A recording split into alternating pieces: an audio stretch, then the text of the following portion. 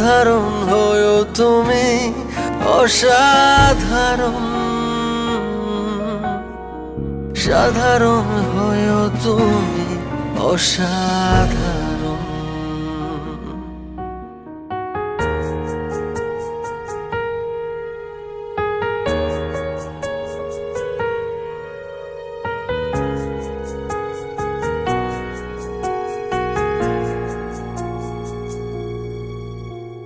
তুমি আমায় হাতে কলমে কত কি শেখালে, চেনা জগতের বাইরে কত কি দেখালে।